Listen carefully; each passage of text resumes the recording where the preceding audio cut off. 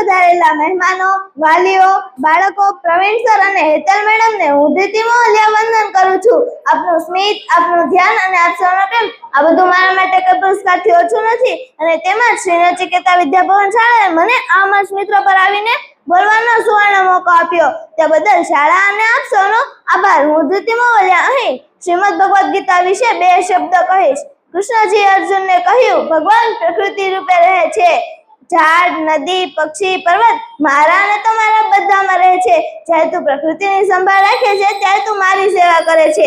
ગીતા શીખવે છે કે આપણે વૃક્ષો રોપવા, પાણી બચાવવું અને જીવનનું રક્ષણ કરવું જોઈએ. આપણે ક્યારેય પ્રકૃતિની કદર કરતા નથી, જેમ કે જ્યાં ત્યાં પ્લાસ્ટિક ફેંકીએ છીએ, વૃક્ષો કાપીએ છીએ અને જીવનનું રક્ષણ કરતા નથી.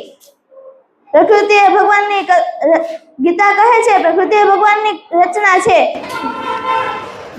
ગીતા શીખવે છે કે આપણે વૃક્ષો રોપવા, પાણી બચાવવું અને જીવનનું રક્ષણ કરવું જોઈએ. આનાથી આપણું જીવન સુંદર બને છે અને કૃષ્ણજી પણ ખુશ થાય છે. દાખલા તરીકે જો તું વૃક્ષો રોપે, પક્ષીઓને દાણા આપે અને નદીમાં કચરો ન નાખે તો તું કૃષ્ણજીનો પ્રેમ ફેલાવે છે. કૃષ્ણજી એ પણ કહ્યું છે કે નાનું કામ મોટો ફરક લાવે છે. જેમ નાનું બીજ મોટું વૃક્ષ બને એવી જ રીતે જન્માષ્ટમીમાં કૃષ્ણજીની પૂજા કરીએ છીએ, એવી જ રીતે પ્રકૃતિની સેવા એ પણ પૂજા જ છે ને. તો ભગવાનને ગમતા થવું હોય તો પ્રકૃતિને પ્રેમ કરો અને પ્રકૃતિને જાળવો. જય શ્રી કૃષ્ણ.